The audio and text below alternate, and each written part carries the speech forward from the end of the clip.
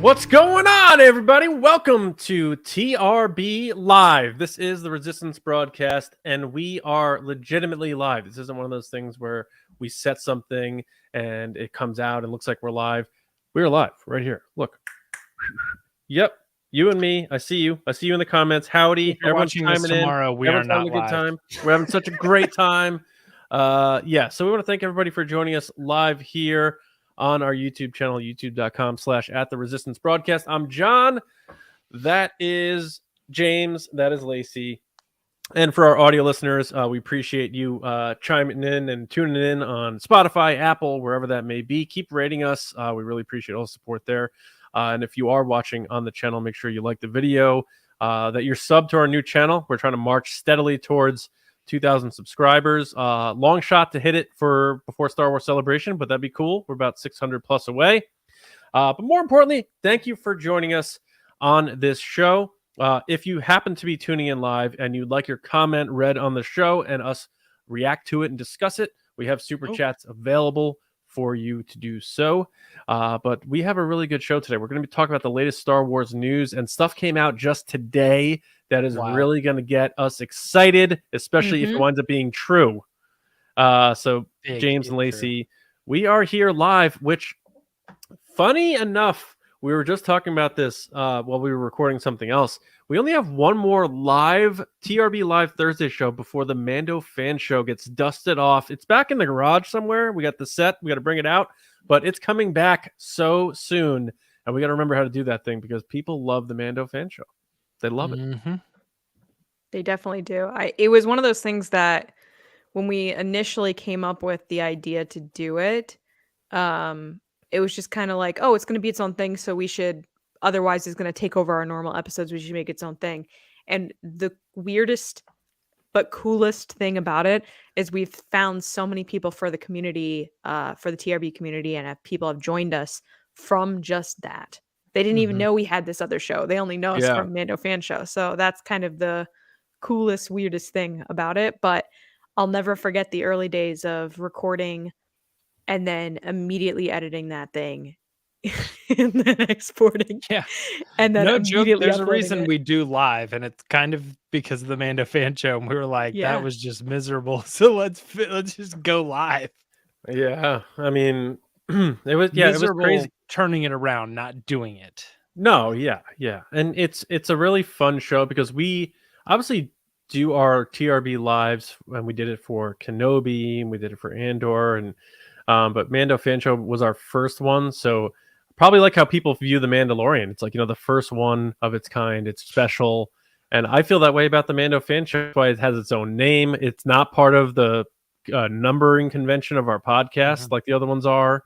It's its own animal. So we did celebrate 600 episodes recently, but we're well above that because of things like Mando fan show and the other stuff we do. But either way, the thanks again to everybody who sent so many nice comments to us about 600 episodes last week. That was really, really cool. All the support meant a great deal to us. And before we get into anything, I'm going to hand this over to Lacey because we got to give a special shout out to somebody. Yeah, so our buddy Ed, who listens, off a small island in the UK, which we appreciate hearing from like where everybody's from and how far-reaching our Star Wars chats go. But I just wanted to give a shout out to Ed, his partner Fiona, and his daughter Emmy, who listened to the podcast with us. Everybody. Emmy's favorite character is Grogu. You're in good company. I love Grogu myself. I have plenty of them, Emmy. And we really appreciate you listening to the podcast. And let us know how you're doing in the comments, and we'll maybe see you at Celebration. We're not sure, but thanks for listening. Thank you very much. And hi, hope everyone's doing well. And yeah, Grogu's amazing. So the best. Right here. Pick. You just barely can't see. He's everywhere, isn't he? He's just everywhere. Even if you've never bought something from Grogu, something from Grogu is in your house. That's just how that character is. Right. My son had, they did Valentine's Day. Just right there on the tip. Oh, there it is. Can't see it. Just that little guy. Yeah, you can't see him. Right. Oh, random down here. This is our design. Okay. There you go. Anything else, James? No. Can't see. Oh, okay. What do you want to say, John? Well, my son, they did the Valentine's Day stuff, and they give out the candy and all that stuff. Probably has to get approved by the FDA or whatever they have to do now. But Johnny had the ring pops of Mando and Grogu, and they were a big hit with his classmates at daycare. Nice. Funny how these kids don't really like know what the Mandalorian is because they don't watch it because they're 4 years old, but they know Grogu, and they still call him Baby Yoda, and it's just still this crazy cool thing. So great pick as your favorite character, Emmy, and thanks to all of you for listening across the pond. And if we get to see you, that's very cool too. Please come say hi if you see us when we're over there. All right, so we also have other things to get into. Speaking of that 600th episode, we ran 2 giveaway contests. And am I doing these? We didn't really iron that out. I thought you were doing the first one and I'm doing the second one. You want to do one? What? I asked James if he wants to get involved here. Just keep pointing. Yeah, you guys in your are room. fine. Yeah, okay. All right. So the first one was comment on our 600th episode video with your favorite TRB episode or moment, and you entered to potentially win all of these things: TRB sweatshirt, TRB hat, which are new, fresh out of the oven, if that's how hats are made. I'm not sure if that's how they're made. And a Black Series George Lucas Stormtrooper figure, which is truly one of a kind. Not canon at all, but it's still very cool. And we have a winner. And the winner said this. So I'm sure they're going to be like, oh, is that my comment? But yeah, everyone's quickly going, oh, wait, what? They're going to go back and check right now. They It's said, on the edge of the seat. Yeah. congratulations, you guys. I've loved all the episodes I've seen so far, but the October 17th, 2022 episode has a special place in my heart. I was listening to it when I was in the hospital awaiting the birth of our new baby, Ben. Keep up the great work. So we were helping someone through labor. I know that pain, so right there with you. Nobody else who commented really had a chance, I guess. But listen, congratulations to Jamie Gerber. Jamie. She has a Gerber baby. I'm sure she's heard that joke. Like I love that you named it Ben. Is it Ben Solo? Ben Kenobi, right? Yeah. Or Ben Kenobi. So congratulations, Jamie. We'll get in touch with you, or you can email us at resistancebroadcast@gmail.com or Patreon or wherever you prefer. But you're going to get a TRB sweatshirt, you're going to get the TRB hat, and the George Lucas Stormtrooper figure, which is very cool. So congrats, and thank you for listening, watching, being part of TRB. She says, quote, you guys, I'm holding she's here right now. All right. That's amazing. That is live reaction. Cool. All right. So that means Ben, let me do the math. That means Ben is 4 months old tomorrow or something like that. Awesome. So happy 4 months to Ben. Hope everyone's well. And thanks. John's birthday. You almost shared a birthday with John. Yeah, almost right. Yeah, right near my birthday. Very cool. Very, very cool. He's gonna have a lot of those Halloween birthday parties, which are always fun. That's what Bennett wanted. He said spooky birthday. Those are cool. so maybe Ben, if he gets into Star Wars, he'll be able to dress up as a Star Wars character for his birthday parties when he gets older, Jamie. Now we're just like dictating your life. You're like, guys, just give me the stuff and move on with the show. All right. All right, Lacey, we had one more giveaway before we get into the meat and potatoes of the show. So what do we got here? Yeah, so our second contest was 2 options to win on Twitter, where we had 2 tweets and you had to quote tweet with your favorite moment or something you loved about the show, and you were entered. So out of all the people that won, our winner said, quote, my favorite moments are all of John's puns. They crack me up every single time. I'm hoping you're joking by saying this. I'm just kidding. Our winner is Michelle at Gypsa. Hey, Michelle. Thank you so much. Congratulations. Michelle M. Yes. Yeah. Michelle, you're the best. I'm kidding. I just like to give John a hard time because his puns suck. But I'm glad you like them. Anyway. Yay, 600. All right. Let's before we get into the resistance report, let's check in with a super chat that just came in. So yeah, let's head to Lacey. Thanks, Lacey. So coming up, we have... my puns are terrible, but that bit is super chat from Aaron. Hey, Aaron, thank you so much. He said TRB Live makes Thursdays the best day of the week. I couldn't agree more. Thanks, We Aaron. love doing live chats and chatting with you guys. I personally look forward to Thursday just because I know we can all like kind of geek out together talking about Star Wars. So thank you so much. Very, very cool. Oh, Michelle wasn't joking, by the way. She wrote in she wasn't joking. She loves all the puns. Michelle, Michelle's here I know, too. Michelle. I was just kidding, Michelle. Thank you for validating the man of the people on this Oh, podcast. jeez. All right. All right. We do see the pull chats. No. Well, that one already. Wait, when does that come out? It comes out tomorrow. Yeah. Yeah. All right. So listen, here's the deal. We're gonna hand it over to another guy who hates sports, and his name is James Baney.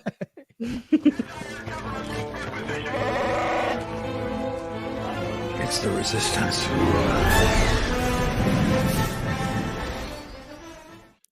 So guess what? We might be getting Star Wars news at Star Wars Celebration. Sorry, movie news at Star Wars Celebration. This coming from Hollywood Reporter, who was covering a lot of that stuff that was happening with Disney. We talked about it last week, but it's still kind of everybody's still processing it, digesting it, kind of making understanding what came out of what Bob Iger had to say. And part of that is it's sort of contrary to what I was saying last week, which is like, you don't take your biggest property and put that to the side. But Hollywood Reporter is saying Marvel's probably going to take a step back. They have put out too much all at one time. They'll probably pull it back. However, in the Hollywood Reporter article, Star Wars, Lucasfilm's in a different position. They're probably going to start pushing more, getting more television, getting more movies. Specifically, they were saying in the theatrical run, they said that there's this thing that's going on, this thing that's going on, this thing is going on. And those things are expected to be announced at Star Wars Celebration. I don't know if that's speculation on a part of the author here, but John, what do you think about this news? We're expected to hear about Star Wars movie news come Star Wars Celebration. Yeah, this has been something that's been simmering for a long time in different outlets, and it started with the rumor of Damon Lindelof was developing a Star Wars movie almost a year ago that came out, and then this summer we hear the reports from, I think it was Matt Bellamy of Puck News saying about this writer's room that's going on with Lindelof, which sounds very similar to what DC's been doing. The term writer's room is really in right now. So if you are a movie studio, you need to have a writer's room, because that's what gets people going. Use the term writer's room, even if you don't have a room or writer's room together. That's when was the first time you guys heard that term? I feel like it was for like the Transformers Hasbro universe. That really hasn't ever came to fruition. I don't know, but in context of like movies, of like, we gathered all these people together and put the best minds together to, maybe it was Dark Universe. I don't know, but yeah, I mean, it's a big trade. Hollywood Reporter. I'm not saying these trades are right all the time, but because there's been so much buzz about Lindelof making this movie, none of which has been officially announced yet. Like I said recently on the podcast, that story came out about a year ago, and other outlets with high connections in Hollywood reported similar things with more detail on it months later. And then this fall, there was even more information about Lindelof and this movie, who his director is going to be and stuff. And Lucasfilm hasn't said peep about it. And I think that just confirms that they're waiting for Celebration to pop this off. And I think we're going to hear about this movie, and probably more than just that first movie. So I don't know if it's one-offs, standalones, or if there is going to be some connectivity. We keep hearing it's after episode 9, which is exciting. And I know a lot of people immediately jump to it's going to be focused on Rey. I don't know that. I still think we need more time for that, but I'll be just as excited as anybody if it is the case. But I think this is legit. I think there was a subdued nature in that last Star Wars Celebration where we keep joking about the only movie they talked about was not a Star Wars movie. It was Indiana Jones. We're going to get our dose of Indy this year at Celebration. And I know not everyone's going to Celebration, but the info is going to come out and you're going to hear about it in all these reports, including our coverage and everything. All Star Wars fans together are going to find out about this that week. And I think everything's going to change around April 7th. You know, our feelings about Star Wars, we've been so focused on Disney Plus and what's going on, and we are very excited for Mandalorian and Ahsoka and The Acolyte and Skeleton Crew and all that. But Star Wars movies are coming back, and I think they're finally shaping it out to do these things right. And I'm really excited to hear what they are going to present to us, and I think it's going to be substantial, and I'm really excited about it. So I'm buying all of these reports because, again, where there's smoke, there's fire. And they've been really quiet over there from the official outlets. And I think it's because they're waiting for their big drop, their big dramatic announcements and reveals at their big event in Europe. I think this is going to be a very special time in about 50 days or so, 7 weeks. Wow, crazy. Lacey, what are your thoughts on Star Wars Celebration getting movie news? Yeah, so this paragraph alone has a couple things that I found interesting, which was one, they mentioned that Taika Waititi is still developing a Star Wars movie, which I know we've had a discussion on this podcast about it. But yeah, it says that he's still developing that. They also leave Rogue Squadron open. They said which may never materialize, but they don't say that it's completely shut down, which is also interesting. But the fact that they said that Star Wars news, especially film plans, are going to be unveiled at Star Wars Celebration, not surprising. I've been saying this for a while. I'm like the one person on here that's been saying consistently that I think that they were going to announce movie stuff because it's just a good fit for that. Like as soon as this Damon stuff came out last summer, I was like, oh, clearly Celebration, because they need a big thing to celebrate at Celebration. You know, Mando's been that thing last year and a couple of years prior on the TV side, but if there's anything the three of us have learned in our discussions of Bob Iger returning, of all the changes that are being made at Disney currently, and just the way they're kind of pivoting their content, they need to get back into movie theaters.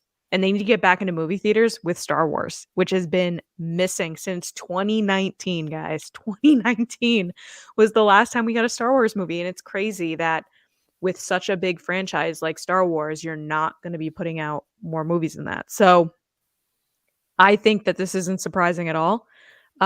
It's nice to be validated with my like it's gonna happen by a big trade like the Hollywood Reporter. The quote at the end was interesting from Star Wars insiders, which was Lucasfilm may ramp up, but it will have to abide by the same fiscal discipline as the rest of the company. So the idea that it still comes down to the choices being made have to be right for the company to make money. We know that Disney's hurting. We know that they lost money on Disney Plus. So if they're looking to make money back through the movies and other content, they're going to be, I would say, I'm not going to say smarter in the sense of like something's better than the other, but probably something that's going to get them a better return. And I think that people need to remember that when they come out with these kind of shows that are a little different or new characters or something we've never heard of, those are risks. So Disney does need to have a baseline of stuff that people know.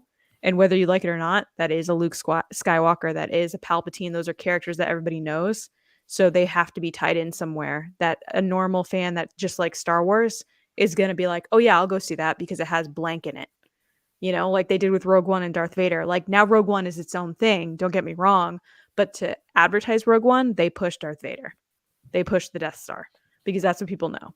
So it's going to be interesting to see where they eventually land with the balance of new versus stuff that we already know. Because as we know from the past few years, Disney's definitely pushing the nostalgia stuff and the things that are recognizable. Indiana Jones, the stuff that people really love, that connects them with their childhood and tugs on the heartstrings. So I'm just interested to see how they're going to balance that with Star Wars, because Star Wars is one of those things that's so deeply personal to so many people that they have to do it in a way that is new, is fresh, but also brings that feeling of coming home, so to speak, of knowing what Star Wars is. Which is why I think that also points to why they aren't going to step right off with more Rey stories. is And because that's fair. Want, I think that they it want would Ray be to turn smart into for the them nostalgia to, feeling.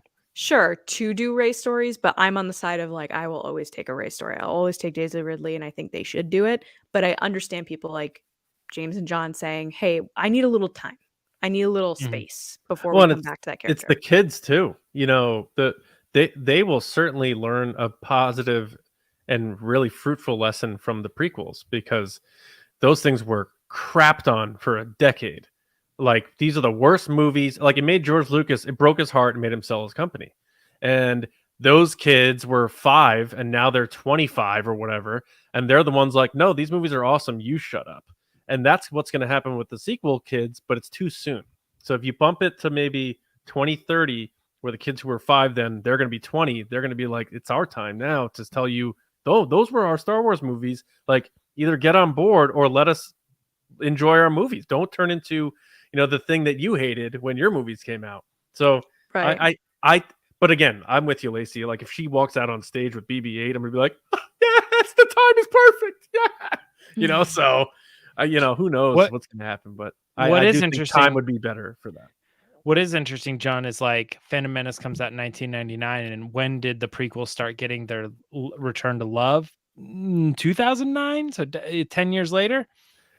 That's 2015 to 2025 for the sequels. I think that's too soon for prequel love. I still think it's too soon, but I'm saying that's the 10-year mark after the first one came out, sort of thing. I think it was like after that TFA came out, and people were like, the Disney Star Wars, and then they're like, you know what, George actually made really good movies. I changed my mind. Yeah, I think it needs to be more. I think it needs to be closer to like 10 years after Last 2030, because that's when things started shaking.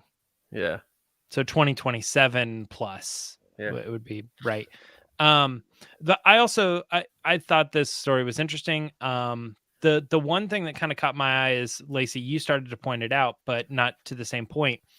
Lucasfilm's going to have to abide by the budget that everybody else follows under, and I was like, I wonder why that statement's being made, because Marvel it's such makes big budget movies, but I was like, well, Andor was really expensive.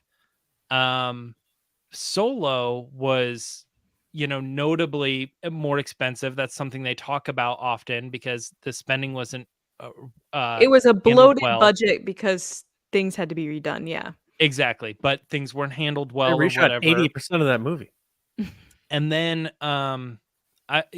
also, John, you just did one of our YouTube shorts on how Indiana Jones is in the close to 300 million range. It's like, reportedly, I don't know if, I know. I'm just saying, when I saw that, I was like, maybe someone at Lucasfilm is being like, guys, pull it down a little bit. We can still do Star Wars without having to spend so much money. So if we're going to do more Star Wars, here's the rule. You got to start coming under budget on this stuff. But you know what? You know what too, though, James? Let's not forget, they're building more of these stagecrafts in different places. I believe they're building one. I could be wrong, in England, if they haven't already. They're doing England, New Zealand, Australia. I thought it was New Zealand. Or maybe it's New Zealand. But the point being, like, when they do these big movies where they're going to want to have real location shots and scenes, they can utilize the stagecraft in these other, like, they're not going to be beholden to, well, if you film this Star Wars in Manhattan Beach, then you're going to be using the volume. And if you're not, you're going to be using all these live sets like Andor did. And you're going to have huge budgets and stuff. They can use, based on the director, like, we can use stagecraft for this scene, and we can blend that, just like how, like, the renaissance of special effects, like when Steven Spielberg blended practical with digital for Jurassic Park, and it was amazing. It's going to be the same type of thing where we're not going to know what's stagecraft or what's a real set. Because I remember people were dogging on Willow about, oh man, they filmed that whole thing in the volume, and then they show the cast on this incredible location on this, like, coast of some sea somewhere.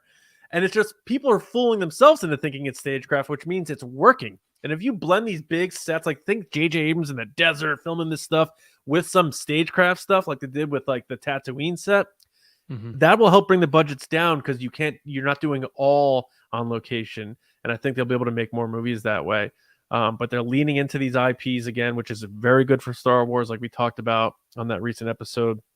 And whether it's, going back to theaters, I think is the right move, because then you could trickle Disney Plus shows off of the stuff that's happening on the big screen, and the big screen will bring in the money to fund the other stuff. So I think it's all good, and I think this is all positive.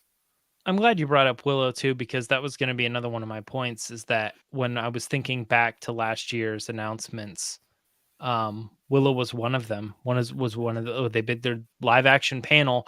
Willow was one of them. Well, they don't have Willow anymore, so they got to fill that space with another thing. Now, granted, and Mandalorian season 3, they didn't talk a lot about it, but they still have room to talk about Ahsoka this year. They still have room to talk about Skeleton Crew this year, so those still fit into that. They're probably still going to talk about Indiana Jones. They're going to talk They about still have Acolyte. those slots. But yeah, you're right. They could flip in Acolyte. That would fill one of those spots. But it still feels like you're missing something. You could get Willow season 2 announced. That also could happen. I don't know. I was looking at like how they laid it out last year, and I was like, okay, well, what content are they still going to talk about this year, and which ones have passed? And it seemed to me like there was more room for possible announcements as far as 100% behind the scenes sizzle reel of Andor season 2. Especially they're filming it right there. Book You it. think? Because we got one for season 1 during that webcast in 2020. There's no reason for us to not get something showing them running around a set. I would get that, but I feel like that's not on the priority of things they want to talk about. Like when you look at the show, you have to go in order of like release. They're date. announcing movies. Yes. Yes. Yeah. But I'm saying if they're doing movies, then sure. It seemed to be too crowded unless they do like a big 2-hour panel or something to do the movie announcements and They then did 90 showcase minutes the last time. shows. I think they may have to split it this time, where they do movies and then a Disney Plus thing.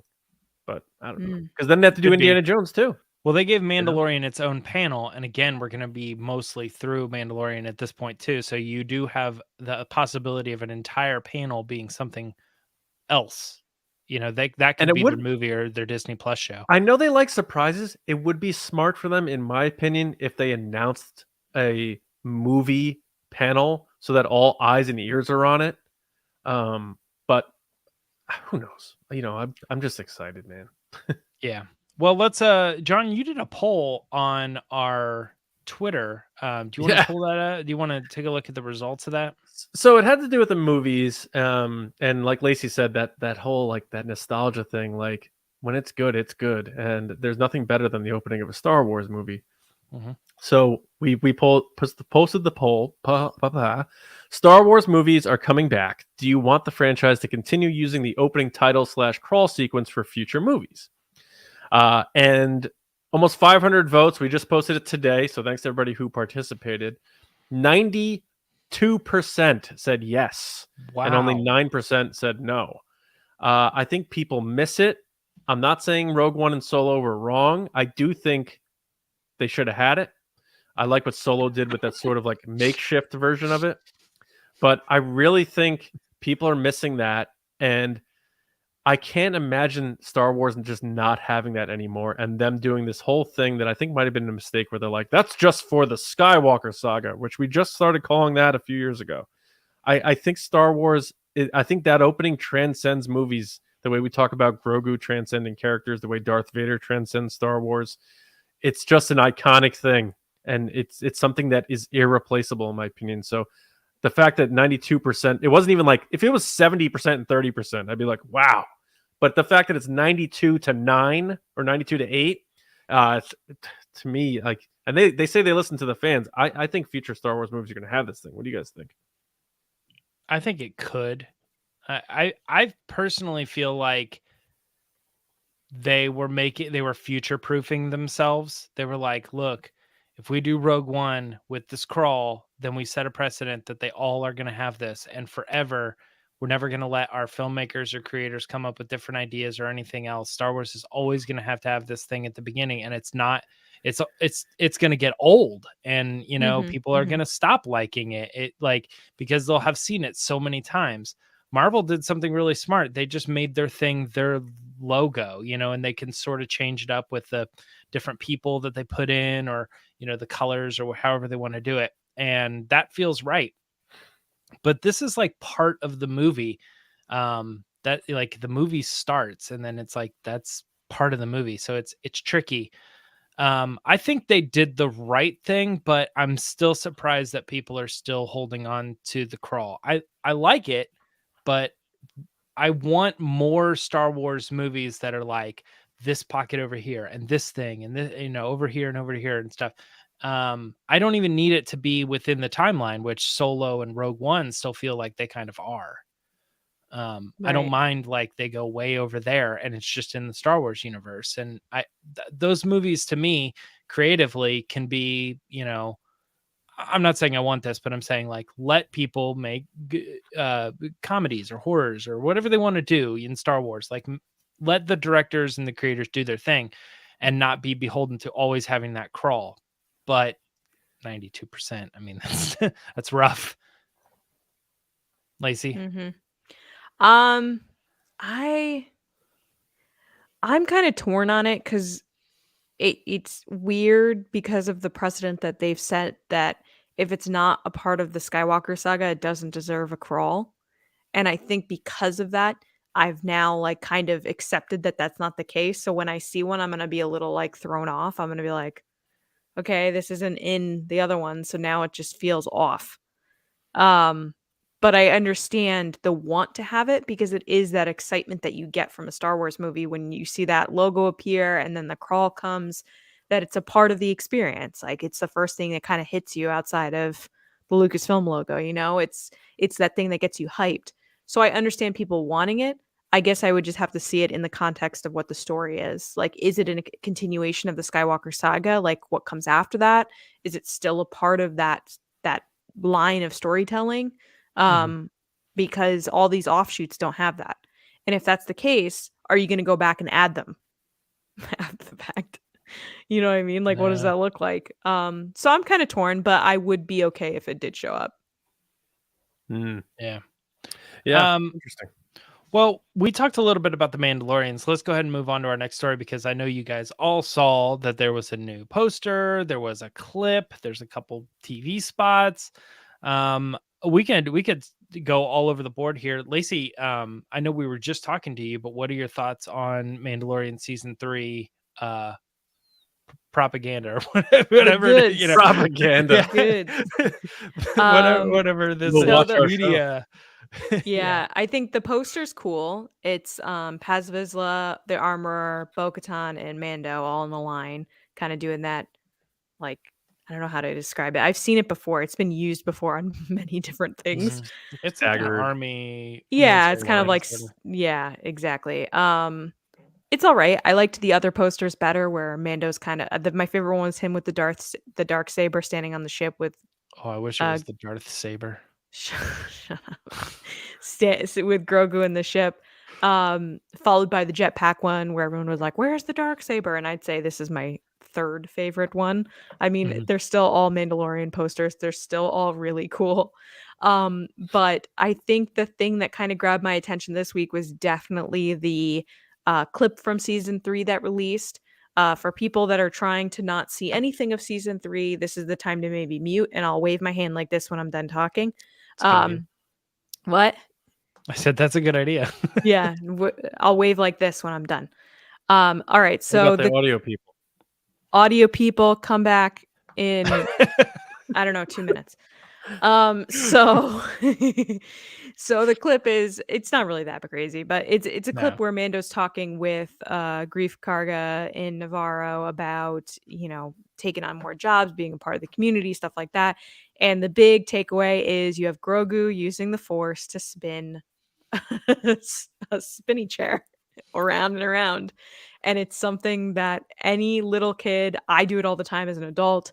It's one of those things that's just really, really funny. It's a silly detail that just brings the heart back into it and like takes it has that comic relief moment that I feel like oftentimes are missing from these newer kind of Star Wars, like especially Kenobi and Andor.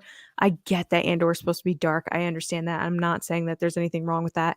It's just I was waiting for these moments like this that bring you up a little bit so that you're not just constantly going down in a depression spiral of like darkness. But it was a really cute moment. Expect more of that from this season. He's spinning around the chair.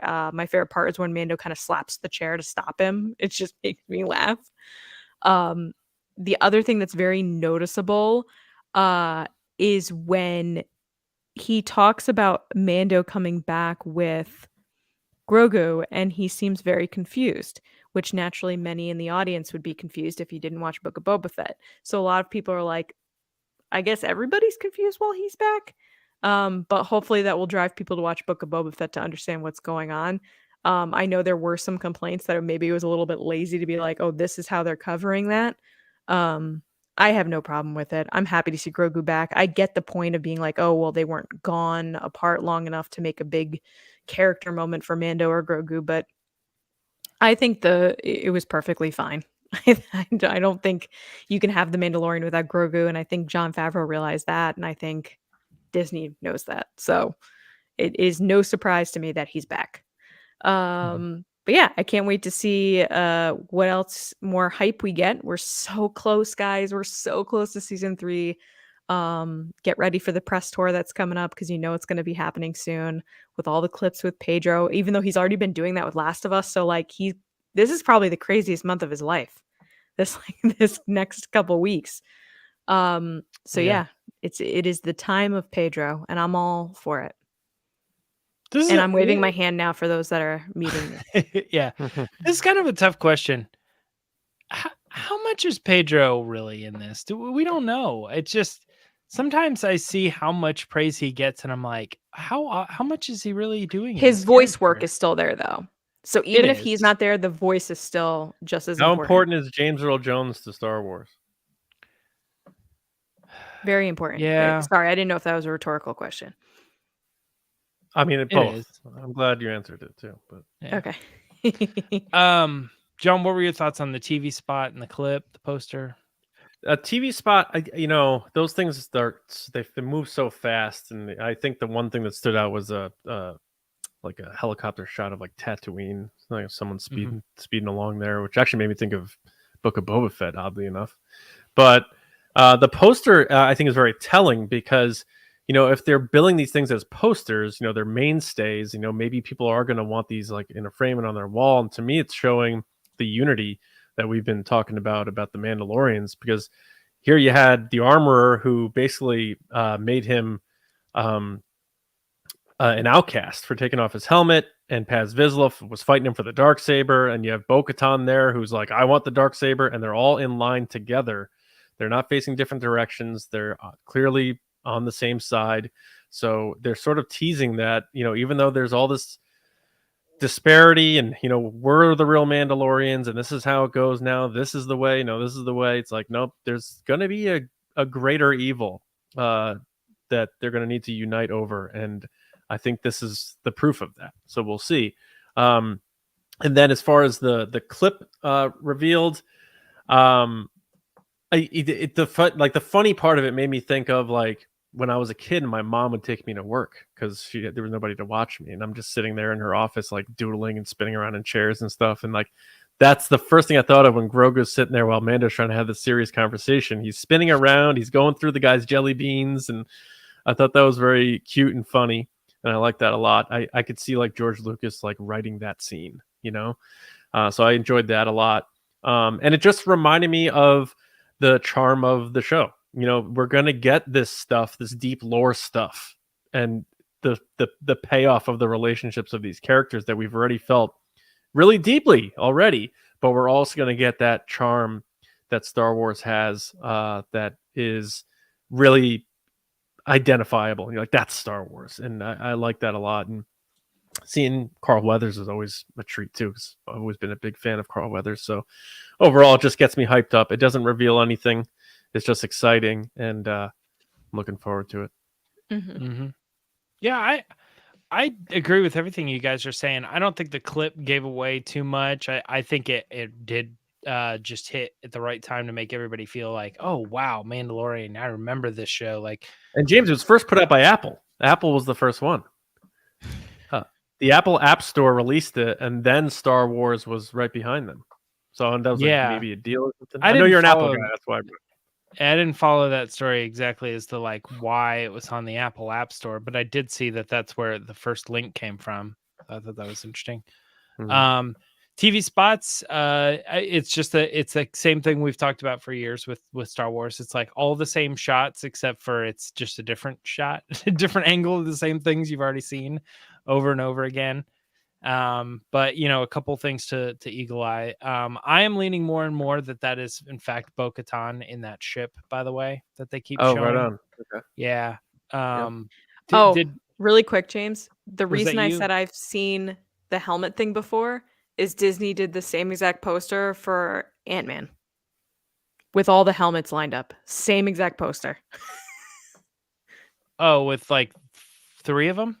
Ant-Man, 4 of 'em? Wasp, Ant-Man's daughter, all in a line where and- with the I gotcha. interesting. Who was it that said Bo-Katan you thought was in the ship? Sabine? Me? Either one of you? I speculated Sabine, and then Clayton had showed us that toy, which I believe was Right. Bo-Katan in that similar ship, which belonged to Clan Ren. So it was very like a little confusing, but also it was used as a Mandalorian protector. But clearly the toy was pairing Bo-Katan. And it was one of those like offshoot toys. It wasn't like a Black Series or anything. One of those licensed toys, but it was Bo-Katan with that type of ship. So that makes a lot of sense if it's her. Mm-hmm. Yeah, so honestly, I don't really have a whole lot to say. I think you're right, John, though, on that poster specifically, though, the way they're facing it, it shows unity between the Mandalorian people. That's pretty awesome. I want to talk a little bit about cocaine. Cocaine Bear coming out. I'm seeing that movie, man. And that movie was marketed way more than Solo was. So Alden Ehrenreich's like, finally, all right, you're marketing a movie. Cool. I'm not particularly attracted to it. I'm like, this doesn't look great to me. But what I saw in this interview was really fun for multiple reasons. The first one being that Alden Ehrenreich was asked about Solo, meeting back up with Lord and Miller, if he's aware of a resurgence in like the fandom behind Solo. He said yes. And also that it's sort of become the most underrated Star Wars movie among fans. So what a transition, James. We got a comment there. No, Lacey, what are your thoughts on these comments from Alden Ehrenreich about the love for Solo? I'm going to let John start. John, thoughts? It's like one of those things where you're like, so close. It's almost like they're telling me he can't actually say it because he said. I wonder if he did, though, because Jonas isn't allowed to say it anymore. So I wonder if an email went out that was like, we know you've seen this. Please do not engage. Yeah, because he said, his quote is, Alden Ehrenreich goes, you definitely have those things happening on the internet over the last few years, and it feels like a shift. So it's just so funny because people message me, they're like, you guys did this. You did this. And I'm like, well, kind of, but it's like it took on a natural life of its own because people fell in love with the movie that maybe didn't give it a chance at first or whatever. We've talked all about it. But hearing him say those words about how he's seen it floating around and stuff, because he hasn't been a big social media guy. He just got Instagram. It's a really he cool takes beautiful photos, by the way, like really stunning photos. And it's just one of those things where, you know, it's like it's so close to him like saying make Solo 2 happen, and that, you know, he doesn't need to say that, but pair that with his comments about how he would love to come back and really play that version of Han that we know. Like, the guy clearly wants to do it again, and it's just like, I know there's gonna be more interviews as this Cocaine Bear movie's coming out, and he's gonna say more people are gonna ask him about it, because as we all know, anyone who's ever been in Star Wars, anytime they're promoting anything else, they're gonna get asked about Star Wars, because reporters are nerds like us, and people love Star Wars. They want to ask about it, and I'm glad they do. And clicks. Yeah. So Kevin Polloway here, Kevin, I apologize if I'm not pronouncing your last name right, but great job asking him about it. And he honestly just was like, it was a goofy interview, but at that moment he was like, yeah, he like really felt sentimental. And then O'Shea Jackson Jr., the reports were that he went out for Lando, and I don't think anyone had a shot against Donald Glover. But he got in Star Wars anyway. He got to be Roken in Obi-Wan, which is cool. So he got to be his own character, which might even be cooler in the long run for him. We'll see. But hearing Alden say that stuff brought warm feelings to my heart, to quote Yoda. There's not much else to say. Everyone knows how I feel about it, how much I support him, and how much I hope he gets back in the vest and behind the wheel of the Falcon. So very, very cool. I'm really excited to have just seen this, and I hope he's asked more about it the way John Kasdan was when Willow was coming out, because the more these quotes come out and the more of them come together and keep saying this stuff, Disney can't ignore it forever. So it's funny, you caught that at the end too, the O'Shea Jackson Jr. comment. I was like, where's the full version of this? Because I want to see if they keep talking about that at all. You said rumors are that he went out for Lando. It was either in the Yahoo article or someone else said, yeah, he was up for the Lando part. So see, I don't feel like that really fits at all. And I was trying to think, who would he play? And I was like, kind of curious if it was the Dryden Voss role. Because originally it was Michael K. Williams. Yeah. And I was like, okay, like, maybe they were looking for someone who is intimidating. And O'Shea Jackson Jr. is a big and intimidating guy. I mean, his dad is Ice Cube, like, So I was like, maybe that was a possibility, and he was trying to get the Dryden Voss role, because I don't see him as Lando, and I don't see him selling himself as Lando either. So I don't know. I was just interested in that, because that's the first time I'd heard. But I loved watching the interview, because I was like, this is crazy. I'm not putting this together, but this is two Star Wars actors like sitting right next to each other. It's like these two characters could very easily interact at the age that they're at, because even timeline wise, they're right. Solo and Kenobi like match up. So I don't know. I was kind of excited to see the two of them together, because it made me think that like you could see Kenobi characters in the Solo Disney Plus spinoff show and all this. I don't know. It just kind of got me excited seeing the two of them sit next to each other. Lacey, oh wait, James, real quick, just to confirm it, Weintraub, the Collider guy, he interviewed him in 2021, and O'Shea Jackson Jr. confirmed he auditioned for Lando. All right. Okay. Lacey, thoughts on those comments? We do have some comments from John Roca in the comments about how Alden is just playing tousling your hair, Johnny, talking about Solo 2 and getting you excited. Yeah. What is he saying? What is Roca saying? What is this? He's saying you're getting tickled under your chin. Alden's flirting with you. Oh, of course he is. He's teasing the idea. He knows you know. Roca, when are we going to get together and talk baseball? Come on, let's go. All right. My thoughts on Alden are, first of all, I'm happy to see him happy and doing movies and being on press tours to start. Like, he's so talented that he's one of those actors that you're like, why isn't he in more things?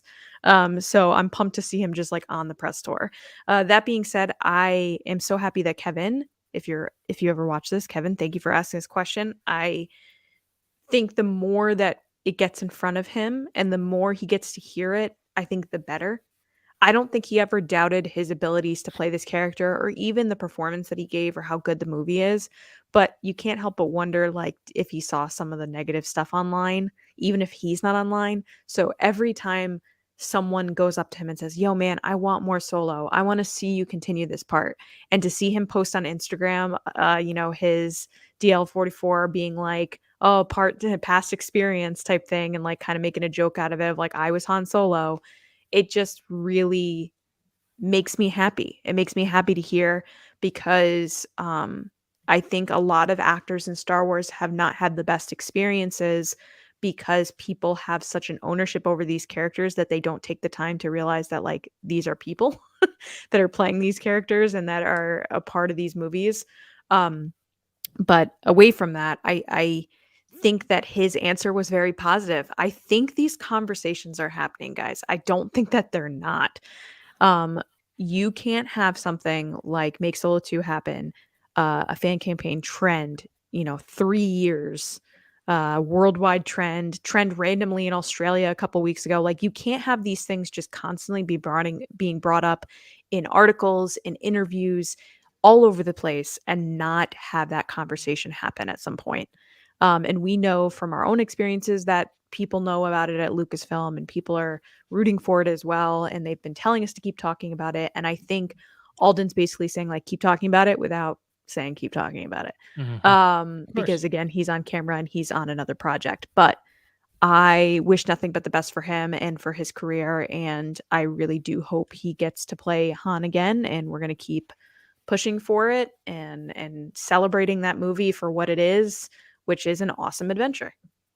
Rework that Lando series. Get them all involved. Yeah. I mean, I think I have a very hard time believing that he never plays Han again. That's too hard to believe that they just have this person that they can't manage to somehow work him in somehow. I don't know. Lacey, do we by any chance have any super chats? We do. So I apologize because good. So when people send in super chats, just know it's not that we don't see them. It's that we wait for the right part to bring them in, so you get the time when we discuss them. So Freezy2324, thank you so much for your super chat.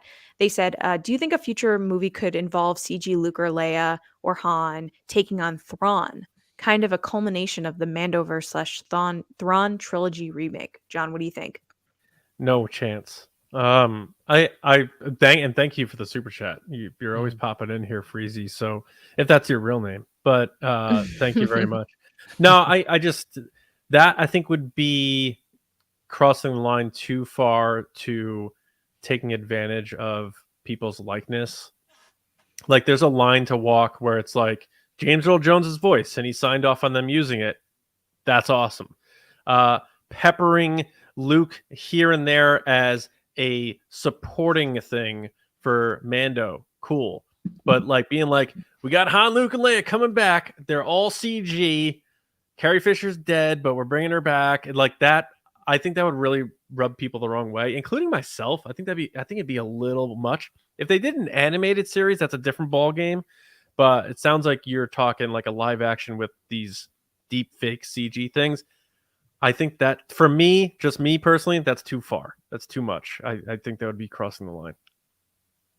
Yeah, I agree. I think it just seems that if they ever wanted to do this, we need to be further in computer graphics than we are. It would need to be to a point where we just accept all computer graphics as like, oh, it's just lifelike. We want to put that person in the movie. You're going to put it in the movie, and you're not going to be able to tell. No way whatsoever. Like kind of how we are right now with a lot of background stuff. Not everything, but you'd be surprised how many things are visual effects that you can't tell because we've kind of mastered what that background is supposed to look like. Background replacement and stuff.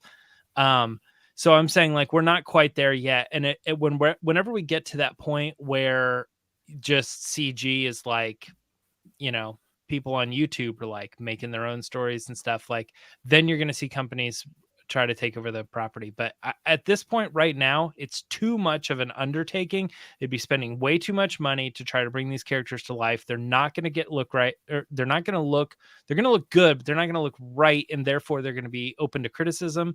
It's just not a good plan. I think John's right. If they ever did this, it's going to be animated somehow. I don't know against Thrawn, because I think right now they're setting up for Mando and Ahsoka and all them to go up against Thrawn. So, but hey, I am 100% behind the next animated series, like after Bad Batch, whatever they announce. That should be original trilogy with the three main characters. That'd be cool. That would be cool. On their own adventure. Yeah. And turn that into the next like computers animated series. Yeah. That would be cool. I don't think so, Freezy. Yeah, thank you for the super chat. I can't say anything better than what these guys just said. I agree with everything they said. I think it's just we're not there yet. We'll get there someday, but currently right now, I think the stories are kind of going in a different place that it's not going to happen right now. But thank you so much. Back to James. Yeah, we have one more story actually. Now we want to get to our last section, and we are running a little bit on time. So let's talk about this real quick. Did Disney by any chance reveal plans for more Ahsoka series or seasons at the earnings call presentation. Now this was an article we saw by the Direct, and I got to jump in right away just to start this story off. Yeah, I think so. I feel like this. That's interesting of you to say. I didn't think you would say that. So go on. Well, I like this. okay. Well, I'll take you on the journey. So, and I'll I'll explain take you on the journey. Let's of go, man. James's It was a journey for mind. me. Take me on. Let's go. So they put out this image that was like, these are the titles, these are the brands, The Mandalorian, in parentheses, season 3, Star Wars, and then they did other ones too for all these different other series. They just say, White Man Can't Jump, 20th Century, Flamin' Hot, Searchlight Pictures, they did all these things. I saw Ahsoka season 1 and I was like, okay, now they could very easily just be confirming that it is a television show as opposed to something else. Sometimes when we hear people say season 1, we think, oh, that implies there's a season 2. They would just say it's a limited series. So just them saying season 1 confirms something, but it doesn't, because all series that are just them one, that's the first season. That's just an industry term.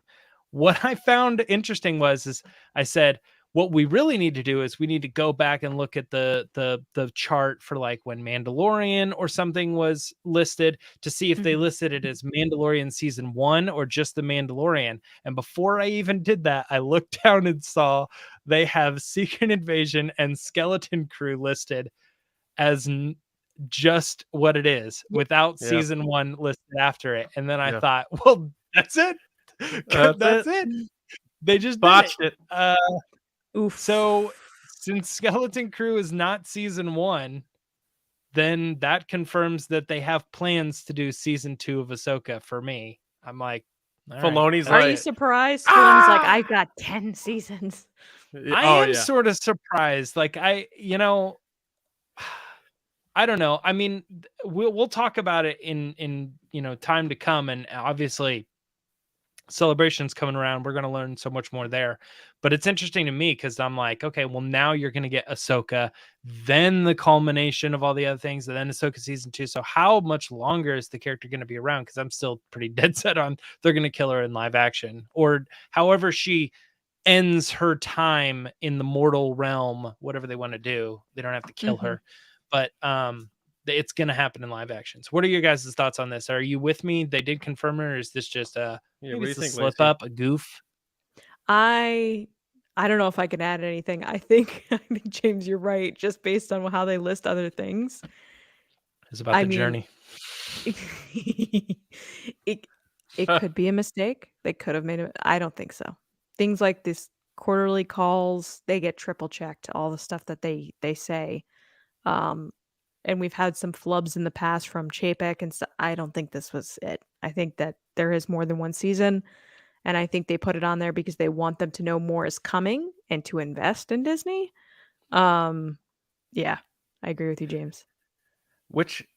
My quick thoughts on this, 3 quick points. One, they must be feeling really good about the production of that show and post-production.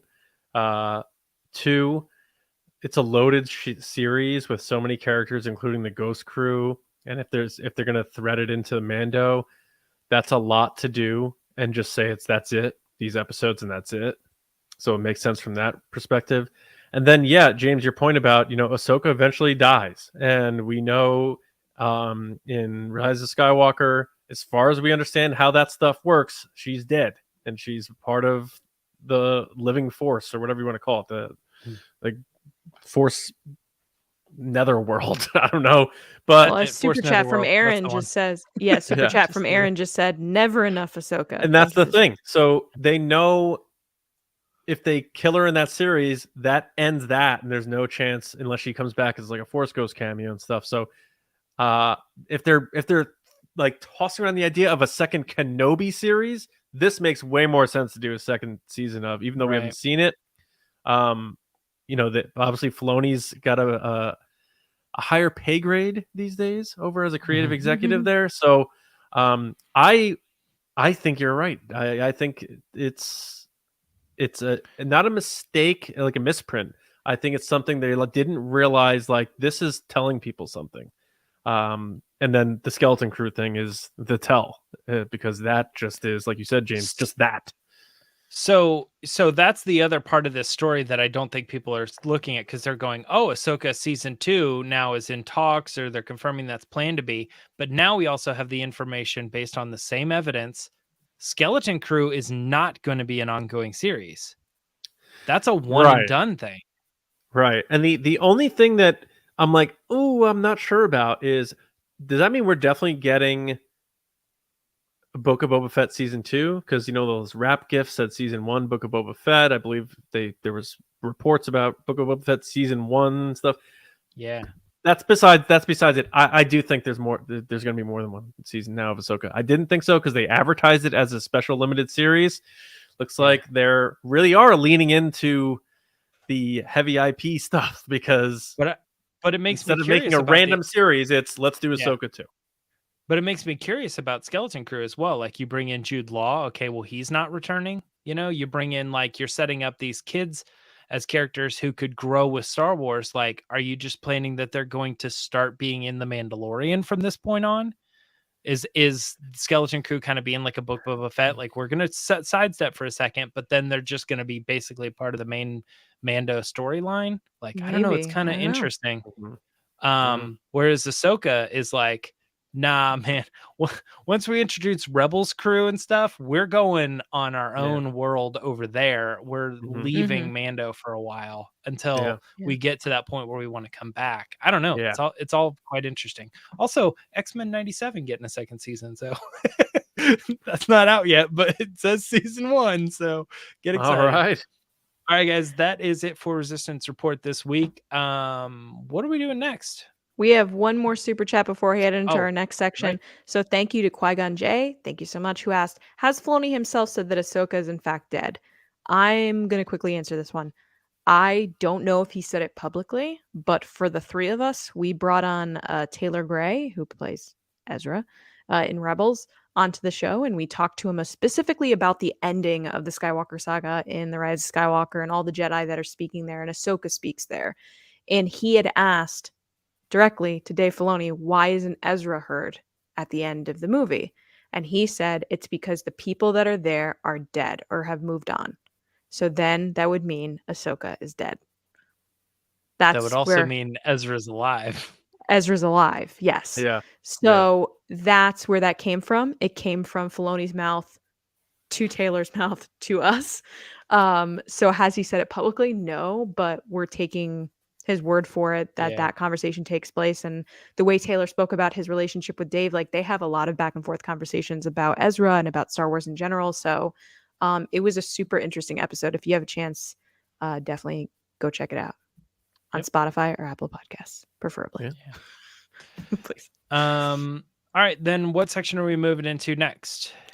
So guys, we are going to do, I think this is the first time we've ever done it live.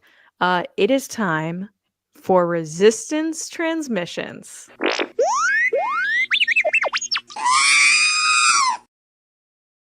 All right, guys, for those of you that don't know, because I think it's been a little bit, this is Resistance Transmissions. So this is where John puts up a crazy, wacky situation on Twitter, and you guys give your answers. And I don't know what the scenario is. I don't know what you said. And we read them live. We see how it goes. Sometimes I've been able to get through them. Sometimes I'm not. So it's a good time.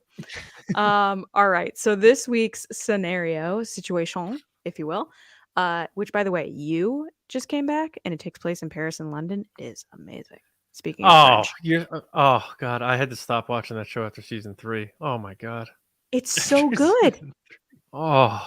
This is just season 4. So did you not watch all of season 3, or did you watch I part 3? did. Oh, it's so God. good. It's so good. How many episodes a season are there? Maybe 8, 10? Like 9 to 13. Okay. Yeah, so John's like, after 36 hours, I just had to give it up.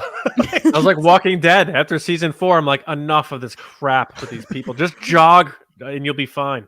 Anyway, this is not the place for that. But if you want to talk about you, head over to Twitter. I'll chat with you. Anyway, that being said, situation is Grogu is trying to get into a club All right. He's a baby trying to get into the club. But the bouncers don't think he's old enough.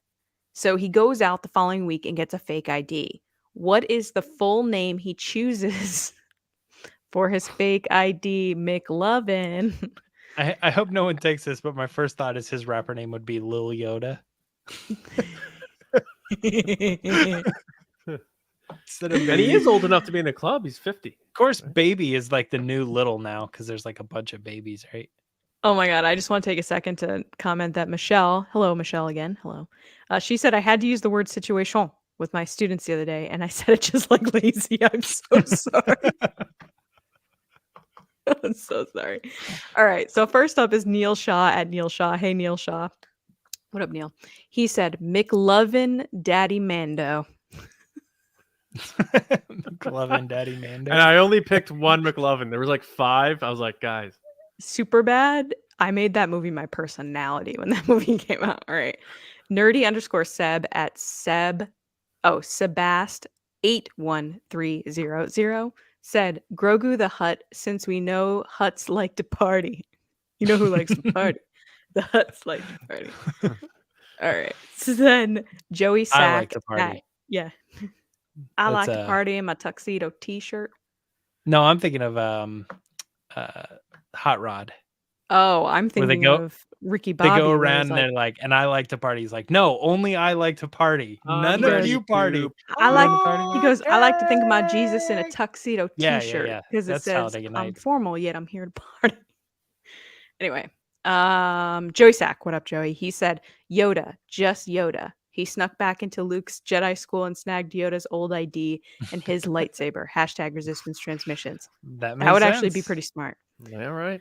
All Stephen A. Bowman at Stephen A. Bowman. Hey, Stephen, how's it going? He wrote emoji of hand wave, and he said, "You don't need to see." Oh, okay. Emoji hand wave. You don't need to see this identification. He is free to go about his business. Move along. How That's does he fine. say that? Imagine he hasn't said anything the whole series, and this is what he says. He's like, "You do not need to see my identification." Tony Rossi's up. What up, Tony? At Tony Rossi Media. He says, Fartles McFrog Eater. I thought it said farties. John. Oh my God. Do you know what? You know what's weird about the name farties? It's John's it's about to fartles, snort. but I thought it was farties. In the Ahsoka novel, she like hangs out with these people, and they're called the farties, and I can't. I'm like, why did this author choose the name of this family to be the farties? I can't do it. I like to party. Yeah, Oh my God. yeah. John. Ahsoka for likes to Michelle. party. That's for For sure. Michelle. That's how you full circle a podcast, baby. Kylo 10 at Fulcrum Andor. What up? They said Grogu Skywalker. Could you imagine? He just looks to the side and just looks back, and the guy's like, What are you looking at? And he's like, Grogu Skywalker. Oh, I hate that ending. Andrew Staley's up at Deuce_Staley. What up, Andrew? He said Myra Trunks. For those of you that don't know, James's my- Twitter handle is That's my Myra Twitter Trunks. handle. But I like that he made it like the girl's name, Myra. Yeah, Yeah. Myra MYRA, Trunks. yeah. And then My brother more, used to tease me. He always used to say Mariah Trunks. and you'd say, yes, she's a queen. I will take that. Is it Christmas yet? More 5150 at more 5150 said Mick Grogu. Mick Nasty. Rick Nasty. These were Love awesome. it. Thank you guys so much. I love this segment. Next time I gotta try to, or we gotta try. I shouldn't do it, but James or John have to try to get these into the little banners so people can see what people said. Oh Yes. yeah, I didn't even think Yeah. of that. But that being said, you guys are awesome. Thank you so much for being a part of the show. And if you want to be a part next time, you can follow us on Twitter, but on any social channel at TRB Podcasts, and just look out for the situation. Back to you, John. Mhm. All right. Yeah. Thanks, everybody, for listening, watching. Just being a part of TRB means a great deal to us. Spread the word. Tell your friends. Especially we have Mando Fan Show coming up. We're very excited about that. And always hitting you with 2 episodes a week, no matter what's going on. And of course, our extra stuff on Patreon. So if you like what we do and you want to support us, go to patreon.com/resistance broadcast. Tiers start at just $5 per month. You can get your topics on the show. A lot of cool perks, rewards, benefits, and the community in our Discord at tier 3 and up. A lot of great stuff. So check us out. And just the support allows us to do a lot of things that we wouldn't be able to do otherwise. So again, patreon.com/resistance broadcast. We appreciate that. And subscribe to the show, whether it's your preferred audio podcast apps. We're all over there. Rate us there. And of course, like we've been pushing the YouTube channel, youtube.com/@the-resistance broadcast. And speaking of the patrons, I got to do a special shout out, as we always do here, to our generals and spice runners. Our generals: Carmelo, John RISI, JETTA Rosewater, Frank Grande, Darth Hurricane, Nick Kratz, Christian Morales, Brian Smith, Matt Chitty, Danny, Mike Rumore, Matt Heath, Brendan McLaughlin, Count Pepto, Sneaky Zebra, Paul Sullivan, Aaron Ellington, Diana, Ivar, and Micah Harrison. Spice Runners: David Probus, Neil Shaw, Kendall Gelner, Ryan WAARA, Dave HORNAK, Thomas Hennessy, Andrew Staley, Jeremy Myers, and Michael Fry. Thank you all so much for being with us today. We'll be back Monday with an episode where we're going to bring back our game, Who Are You?, which is the Star Wars movie quote guessing game. It's going to be Everybody's me versus Gilleran. favorite game. Me versus Gilleran. That means James is getting the questions for us. So the quotes. Oh, I've got them. And as you know, James, I've got him. James, why Don't you worry. start- Looked him up earlier. Good, because we're about to record it. But James, since we already referenced you before, where can people find you on social media? Well, according to Andrew Staley, you can find me at Myra Trunks on Twitter and Instagram. Right on. And happy early birthday to Lacey. Your birthday is Sunday. So do you have any big plans this weekend? I'm gonna make my own cake this year. Okay. What That's flavor? what I'm excited about. I'm doing a funfetti cake, 2 layers. Oh, very good. Very good. Making Very my good. own buttercream frosting. I'm very excited. Flavor on the Is- ice cream? Why? Oh, yeah, my lights just fell. What? But wait a minute. Why isn't your birthday on a Saturday this year? I'm so Oh confused. my gosh. Just let that go. It's so old. Almost as old as you are. Oh, Well, but you're getting there, Lacey. Another You're year another year closer. older. So, yeah. I'm the So- youngest one on this podcast. Welcome. I will always be the youngest. All right. Here's the You're gonna deal. keep your We'll be lights back together. Monday What are you talking about? with another episode. So everyone enjoy your weekends, and we'll see you next time right here on TRB. See you around, kids.